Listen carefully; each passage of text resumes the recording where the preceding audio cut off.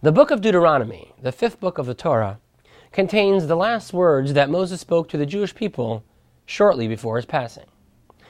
In his final message, Moses rebukes them for their missteps and rebellions during their 40 years sojourn in the desert, and reviews many of the Torah's major laws and principles, intent to prepare them for their journey across the Jordan River and into the land of Israel.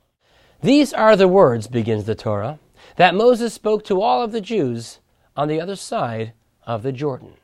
So where exactly were they? On the other side of the Jordan. That's a pretty vague geographical description. It's like asking your cousin from Toronto where his new house is, and he tells you on the other side of the Canadian border. The Jordan River stretches for miles and miles, from the Kinneret in the north all the way down south into the Dead Sea. Where exactly along the eastern bank of the river were they? And why does the Torah not give us a more precise location of their encampment? What makes the question even stronger is that in the last verse of the book of Numbers, the Torah is very specific and details their exact location in the plains of Moab on the banks of the Jordan. Why the change from a specific site in the plains of Moab, mentioned in the fourth book of the Torah, to a general non-specific area across the Jordan described in the fifth book of the Torah in Deuteronomy?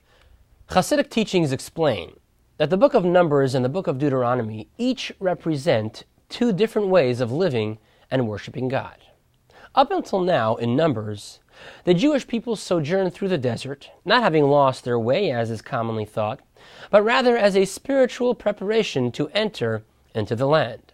In each of the 42 encampments, they dealt with major personal as well as national struggles.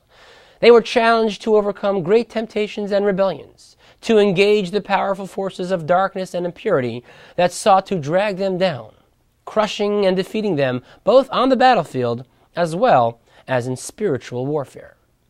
On the other hand, in the book of Deuteronomy, as they are set to actually enter into the land, their mode of engaging the world will change. Although they will initially be required to battle the nations that occupied Israel, their conquest of the land of Israel will eventually bring about an era of spiritual bliss and perfection, where there will be no further need to struggle with negativity and evil, nor with darkness or despair. This distinction is hinted in the verses describing their location on the Jordan River.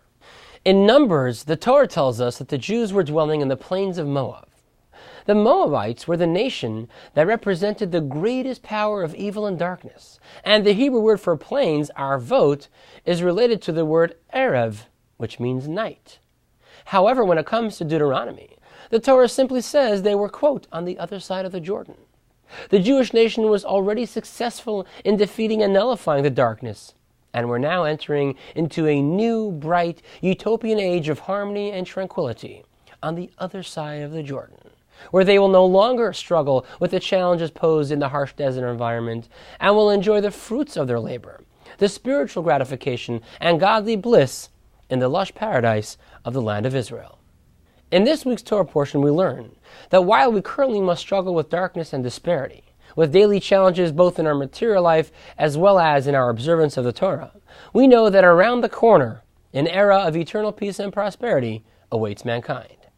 As we currently mourn the destruction of the temple, we hope and pray for its immediate rebuilding, when our brothers and sisters from the four corners of the earth will reunite in Jerusalem.